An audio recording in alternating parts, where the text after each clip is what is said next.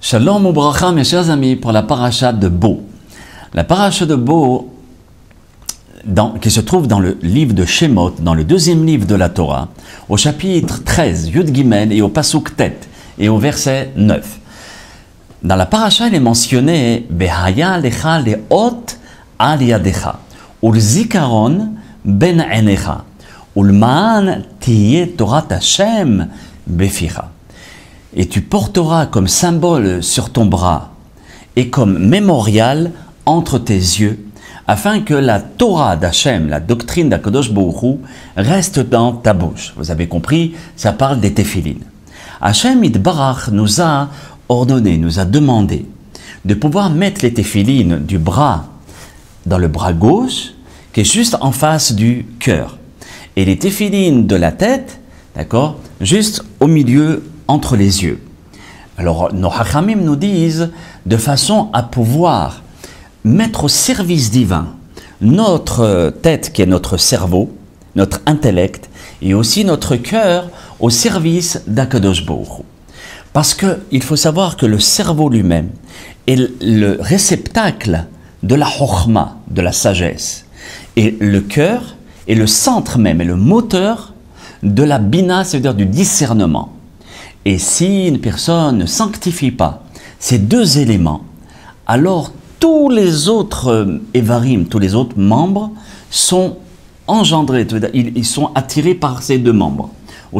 La tête, elle est propre, et le cœur aussi, tout le corps suivra. Et si c'est le contraire, c'est aussi pareil. Et essentiellement, le Bnei Ish Chai nous dit à la Shalom, essentiellement la bouche, où là-bas sort carrément la parole qui est divine. C'est ça qui nous distingue des animaux. C'est pour cela que la Torah nous dit les man tiye Torat Hashem bificha. Si tu sanctifies ton cœur et ta tête, alors à ce moment-là, ta bouche sera sainte, tes paroles seront saintes. J'ai entendu de Baba Saleh alav Shalom qui disait, lorsqu'on dit la bénédiction chez Hakol nihiya bidvaro, que tout a été créé par la parole de Dieu. Il dit, celui qui fait attention à sa bouche, Shehakol niha bidvaro, il pourra tout réaliser, Shehakol tout, niha, tout s'effectuera bidvaro par sa bouche, par sa parole. Quand il bénira, la bénédiction se réalisera. Il voudra quelque chose, Akadosh Baruch Hu lui accomplira, etc. Pour dire à combien la bouche est importante. Mais à partir du moment où il y a une sanctification de la tête et aussi du cœur. Et à ce moment-là, lorsque la personne elle a ces deux parties propres et pures, alors la personne, lorsqu'elle va étudier la Torah Akdusha, et quand on étudie ça avec la bouche, alors on a la Chokhma et la Bina qui est sanctifiée et qui se répand dans tout le corps. Et si ces deux parties du corps sont abîmées, tout le corps est abîmé. C'est ce que le pasuk de Tehillim nous dit au chapitre Yud Zayin 17 et au verset 10. Halbo sagru pimo daberu begeut. Les impies, là-bas ça parle des impies, de leur graisse ils ont bouché leur cœur, leurs lèvres s'expriment avec orgueil. L'orgueil c'est le péché. Donc ici, sur ce pasuk-là, le Bnei Ish Chai nous donne une autre explication. Il nous dit « Hilbemo, hilbamo », ça veut dire leur graisse. Lorsque tu regardes les mots, les lettres plutôt, les lettres du terme « hilbamo », et au milieu du « hilbamo », il y a la lettre « lamed » et la lettre « bet » qui constituent le mot « lève ». Et les lettres « het »,« mem », Vav, qui constitue le mot Moah. Donc dans Helbamo, qui veut dire la graisse, tu as engraissé quoi? Malheureusement la tête et le cœur, qui sont à l'intérieur de Helbamo. Sagrou, d'accord, la suite du verset, il dit, tu les as fermés. Pourquoi ils sont fermés? Parce que tu ne les ouvres pas afin de recevoir la provision divine, la bénédiction divine. Hachem, il envoie toujours sa bénédiction. À savoir si nous sommes un réceptacle afin de recevoir cette bénédiction. Par l'intermédiaire de notre chokhma qui se trouve à l'intérieur de notre cerveau et notre bina, le discernement, qui se trouve à l'intérieur de notre cœur. Et malheureusement, lorsque l'impie, qui est mentionné dans le Tehillim, a Timéou, a impurifié ces parties-là, alors à ce moment-là, Pimo daberu begeout, sa bouche va parler avec orgueil parce qu'il a abîmé tout son corps. Et c'est pour cela qu'il ne peut pas accomplir le pasuk de la Torah qui nous dit les ma'an tiye Torah Hashem beficha, de façon à ce que la Torah de Dieu puisse être dans ta bouche, parce que c'est carrément tout souillé et c'est tout fermé. Donc on en conclut que la mahshava, ça veut dire la pensée, qui se trouve à l'intérieur de notre cerveau, et la kavanat, qui veut dire le fait, la kavana, l'intention, se trouve dans le cœur.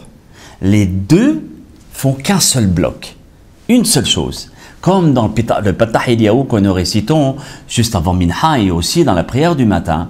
Chokhma ou bina kahada nafkin, ve kahada shririn. D'accord? Ça veut dire que les deux, ils sont ensemble et les deux, ils opèrent ensemble. C'est pour cela que lorsqu'on va sanctifier notre cœur et notre cerveau, c'est-à-dire l'intention, c'est le cœur, en lui mettant de la gdusha, de la sainteté, de mettre toujours de la sainteté dans toute notre intention.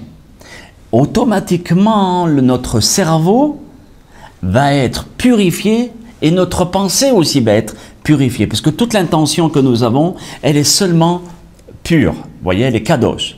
Alors à ce moment-là, le cœur, il a carrément été transformé en réceptacle pour recevoir la Kedusha, comme il est mentionné dans la Gemara Sanhedrin, page 106b, où là-bas il est mentionné Rahamana Libabai.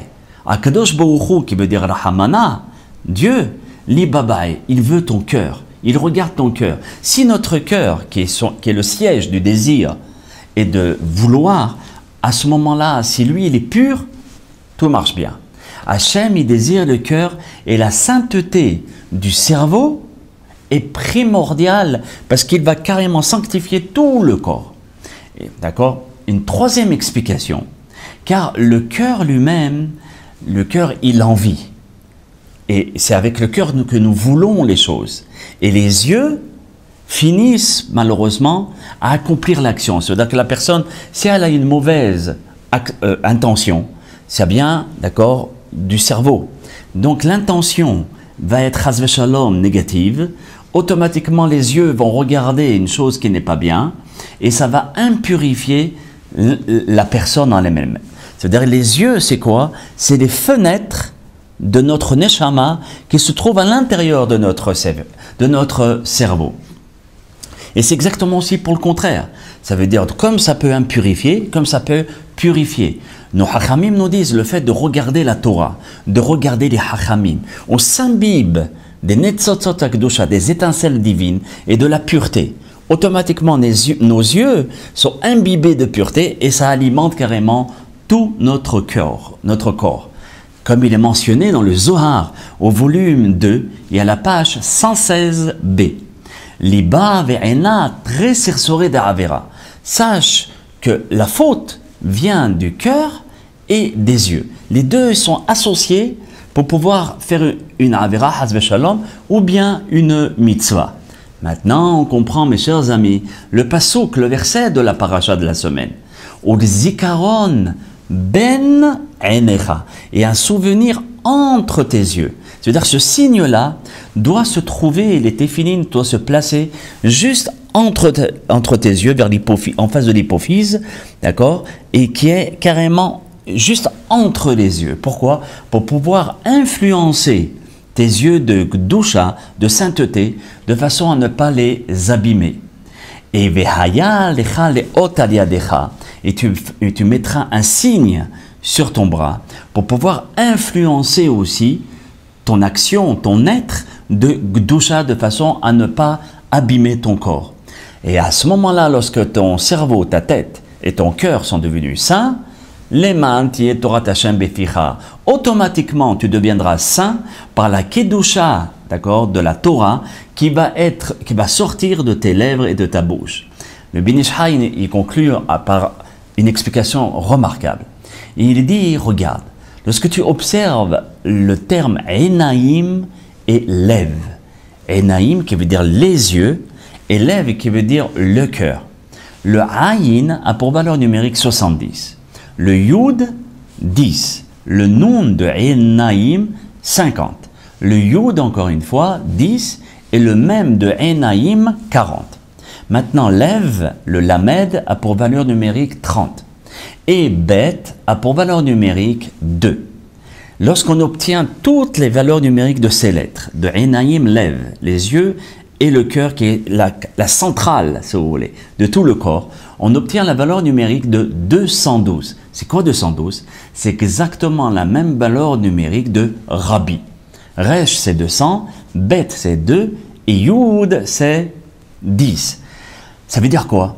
Par la Kedusha que tu vas obtenir, par la sanctification de tes yeux, de ton cerveau, à ce moment-là, la personne aura le mérite de s'appeler Rabbi, qu'on l'appelle Rabbi, grâce à la Torah qu'il invite, qui est à l'intérieur de lui. Et l'écran qui nous sépare d'Hachem, d'accord?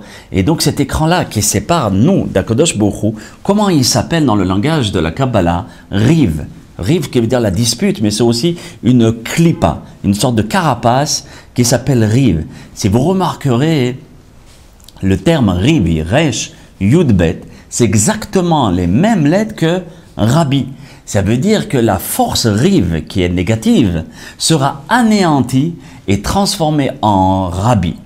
Car cet écran d'impureté, c'est lui, d'accord, qui fait oublier le Talmud, ça veut dire la Torah Akdusha, comme il est mentionné dans la Gemara Shabbat 147b.